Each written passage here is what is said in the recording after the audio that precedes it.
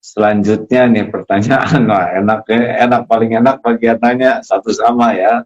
Saya waktu di Batam, Ustadz habis-habisan nanya saya nggak bisa berkelit. Sekarang Ustadz harus jawab ya, janji. Terima kasih. Lalu Ustadz, nih, ini kan antara keyakinan, ada Jabariyah, ada Qadariyah, ada Ahlus Sunnah wal Jamaah. Sekarang ini bisa kelihatan nggak yang berpaham Jabariyah atau mereka semau-maunya saja pindah-pindah keyakinan ini? Yang selama ini mengaku Ahlus Sunnah, mulutnya berkata Ahlus Sunnah, justru sekarang bisa kelihatan dia Jabariyah. Artinya tidak ada, ya udah terserah aja lah, mau mati matilah. Kalau Ahlus Sunnah tidak begitu. Ahlus Sunnah, Allah kasih kita ikhtiar, Allah kasih kita al-kasbu, ada usaha. Kalau Qadariyah ekstrim, dia berkata tidak ada takdir. Tapi saya sampai hari ini masih ada ikhtiar usaha. Andai terjadi juga, disitulah kita baru bisa berkata, dari mulut kita berkata qadarullah, ini sudah takdir Allah SWT. Tapi bahwa hari ini kita mendengar majelis ulama mengajarkan kita, Kementerian Agama untuk menggulung karpet, kemudian majelis ulama mengajak menutup, bahkan tadi saya baca berita Sekjen MUI mengajak pemerintah untuk lockdown. Itu salah satu dari usaha, salah satu dari ikhtiar, salah satu dari al-kasbu, menunjukkan kita Ahlus Sunnah wal Jamaah, kita berpegang pada sunnah, kita bukan kelompok Ahlul Bid'ah. Ahlul Bid'ah waktu itu kan Jabariyah, Murji'ah, Qadariyah, Syiah, Mu'tazilah, keluar dari Ahlus Sunnah. Kita berpegang kepada sunnah Rasulullah SAW. Jadi jangan ragu-ragu untuk menyempurnakan ikhtiar, ihris ala ma yanfa'uk wasta'in billah wala ta'jaz. Itu saja, bersungguh-sungguh manfaat, jazakumullah khairan, minta tolonglah kepada Allah dan janganlah bersikap lemah. Iya. Ya kan gitu Ustaz? Ustaz sudah hafal dalilnya. Baik, nah sekarang Ustaz, kan situasi semakin berat begini nih. Kelihatannya kepatuhan umat kepada ulama itu ada poin tersendiri nggak Ustaz? Seperti sekarang ya, sebetulnya kan bagi yang sudah daerah merah begini, kalau tidak ke masjid sebetulnya tidak rugi sama sekali, niat sudah dapat pahala. Biasa ke masjid, kita akan tidak ke masjid karena uzur juga dapat pahala. Kemudian kita menjauh dari kemudaratan dapat pahala. Tidak mencelakakan orang lain dapat pahala, patuh kepada ulama juga pahala. Jadi sebetulnya luar biasa dalam keadaan begini kalau kita betul-betul pakai hati dan kejernihan berpikir. Gimana menurut Ustaz bahwa ya kita ke majelis ulama tuh ada poin khusus tidak tuh? Kita beragama ini bukan ikut perasaan, tapi berdasarkan ilmu. Makanya la ilaha illallah di awal ayatnya fa'lam. Fa'lam. Itu kasihan. Fa'lam, berilmulah. Ada ilmunya. Fa'lam annahu la ilaha illallah.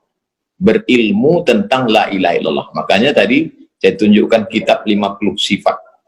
Jadi Imam Al-Qusairi melarang orang uzlah kalau tidak punya dua ilmu.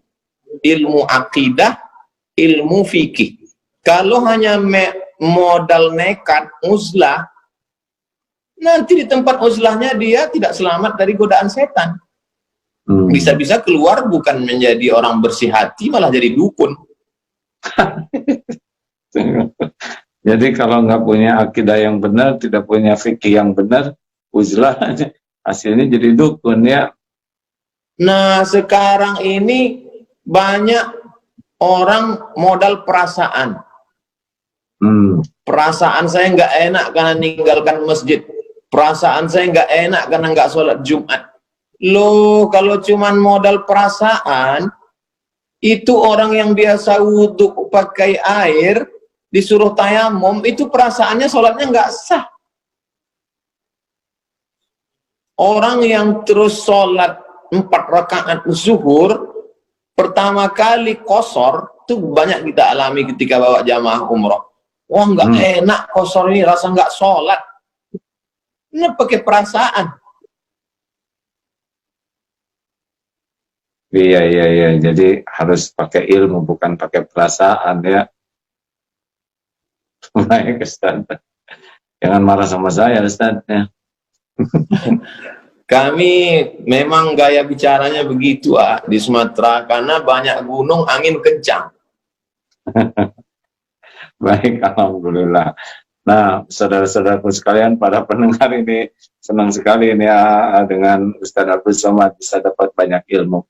Nah, Ustaz, kemudian dalam situasi yang berat seperti ini, kemudian ya seperti yang tadi dikatakan, kepatuhan kepada ulama itu di dalam Islam seperti apa nih? Kalau ulama sudah mengeluarkan fatwa, sampai sejauh mana kepatuhan itu punya nilai dan tidak patuh itu merupakan keburukan?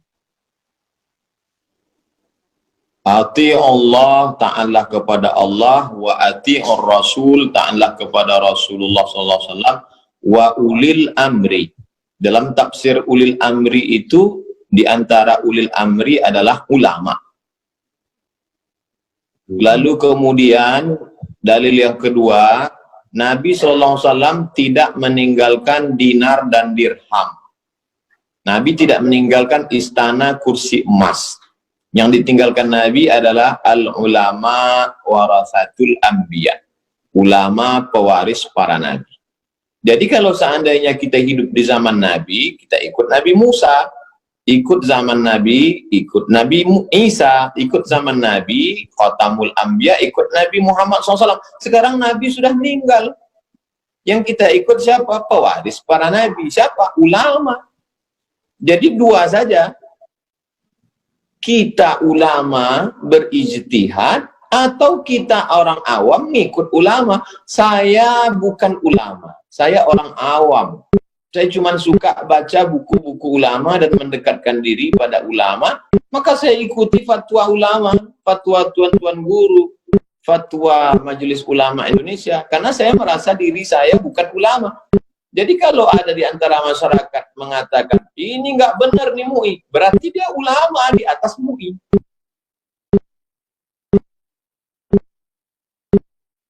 Jadi wajib gitu ya, Ustaz. Kalau memang fatwa itu sudah disampaikan, kita umat mematuhinya. Saya mau ke Bandung ketemu Kiai Haji Abdullah Gimnastiar, maka saya percayakan hidup mati keselamatan saya pada pilot pesawat. Pokoknya kata pilot, pakai seat belt, pakai. Tutup jendela, dibuka, buka. Matikan handphone, matikan. Saya nggak ngeyel maju ke depan, saya tanya, kalau handphone saya hidup, kira-kira apanya yang rusak? Kenapa ketika dengan pilot kita hormat, nggak ngeyel, tapi kenapa dengan ulama kita melawan? Baik, baik, baik. Luar biasa. Alhamdulillah.